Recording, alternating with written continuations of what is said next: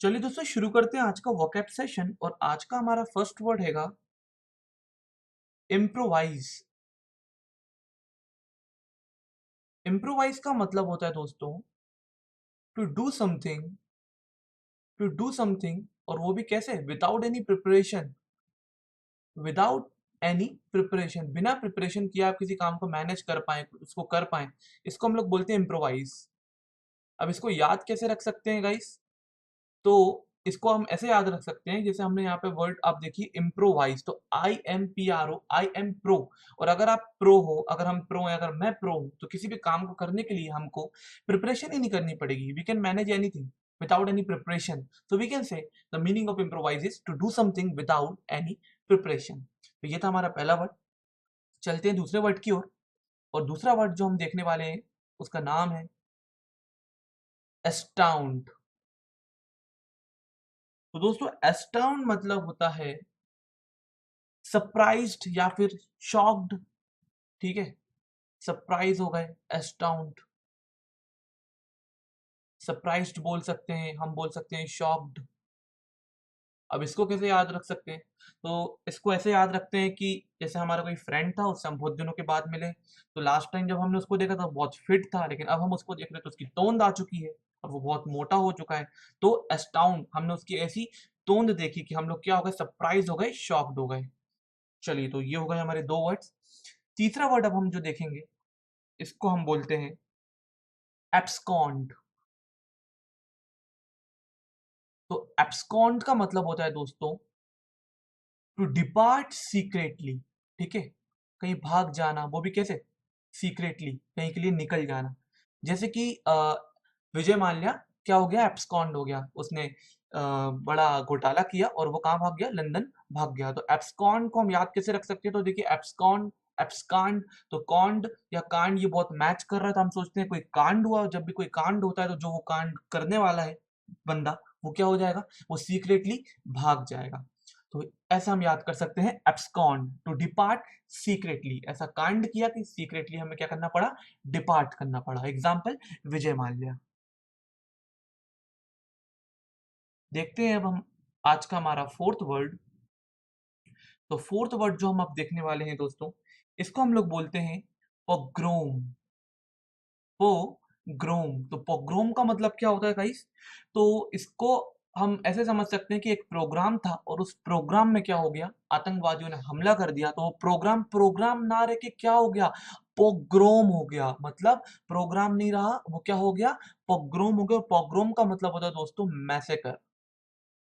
ठीक है, वहां तबाही मचा दी, एक मैसेकर हो गया, क्योंकि वहां पे आतंकवादियों ने उस प्रोग्राम में क्या कर दिया, हमला कर दिया। तो पोग्राम को हम, प्रोग्राम था, पोग्राम हो गया क्योंकि वहां पे आतंकवादियों ने हमला कर दिया। और पोग्राम से हम याद रख सकते हैं मैसेकर कर दिया। ठीक है, फिफ्थ वर्ड जो अब हम देखने वाले हैं उसको हम लोग बोलते हैं दोस्तों फील्ड्स। तो फील्ड्स का मतलब क्या हो सकता है? फील्ड्स का मतलब दोस्तों होता हैगा एन एविल पर्सन। ठीक है, एक बुरा इंसान। अच्छा, फ्रेंड्स के बारे में हम सभी जानते हैं, फ्रेंड्स मतलब हमारे जो अच्छे होंगे उसी को हम फ्रेंड बनाएंगे अपना। तो फ्रेंड की स्पेलिंग में से आप आर हटा दीजिए तो फ्रेंड हो जाएगा, फ्रेंड्स आप बोल सकते हैं। तो इसका मतलब होता है एक एविल पर्सन। तो ये भी हम इजीली याद रख सकते हैं। Sixth word enmity. Enmity, enemy, इससे तो मैचिंग हो ही रही है इस वर्ड की, एनमिटी, एनिमी। तो एनिमी मतलब, एनिमी क्या होता है, जिससे हम लोग नफरत करते हैं, जो हमारा दुश्मन है। तो हेट्रेड, एनमिटी मीन्स हेट्रेड। ठीक है, एनिमोसिटी भी बोलेंगे इसको। एनिमोसिटी सब सिनोनिम्स है, एनिमोसिटी भी बोल सकते हैं। तो ये हो गए 6 वर्ड्स। बढ़ते हैं 7वें वर्ड की तरफ। तो आज का हमारा 7वां वर्ड हैगा पेंडेमोनियम।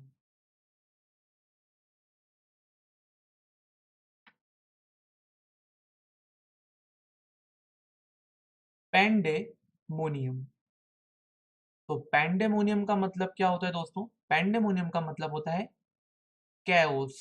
ठीक है, कैओस की सिचुएशन क्रिएट हो जाना। कंफ्यूजन, कंफ्यूजन भी हम ऐसा बोल सकते हैं, कंफ्यूजन, डिस्टर्ब। ठीक है, तो इसको याद रखने के लिए हम क्या कह सकते हैं, जैसे कि एक पंडित जी थे, पंडित जी थे या पांडे जी थे। तो वो हारमोनियम बजाते बजाते चले गए कहाँ, मंदिर चले गए, और उन्हें हारमोनियम बजाना आता ही नहीं था। तो क्या हो गया वहां पे मंदिर में, कंफ्यूजन क्रिएट हो गई कि क्या हो रहा है, कहाँ से शोर आ रहा है, क्या उसकी सिचुएशन क्रिएट हो जाती है। तो पांडेमोनियम, ठीक है, तो ऐसे हम इसको याद रख सकते हैं। तो पांडेमोनियम मीन्स कैओस, कंफ्यूजन। आज का हमारा 8 नंबर का वर्ड है दोस्तों, थ्रिफ्टी। थ्रिफ्टी, तो थ्रिफ्टी आप बोल सकते हैं कि 50, जैसा आपको ये सुनाई दे रहा है। अब पैसे से रिलेटेड है, मतलब ये इकोनॉमी से रिलेटेड है, तो थ्रिफ्टी का मतलब होता है इकोनॉमिकल। तो ये हम इजिली याद रख सकते हैं, इकोनॉमिकल। आज का हमारा 9th वर्ड रहेगा पैरिश। अब पैरिश, पेरिस सिटी से आप इसको रिलेट कर सकते हैं। तो आपको पता है कि पेरिस में अभी रिसेंटली एक टेररिस्ट अटैक हुआ था। तो उस अटैक में क्या हुआ, पेरिस में बहुत सारे लोग पैरिश हो गए। पैरिश का मतलब होता है दोस्तों डाई, ठीक है।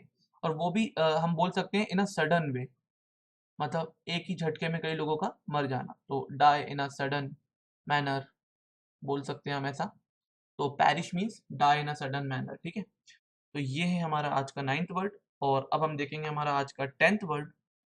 तो आज का हमारा 10th वर्ड है दोस्तों एक्सटिरपेट। एक्सटिरपेट, तो इसको कैसे याद रख सकते हैं।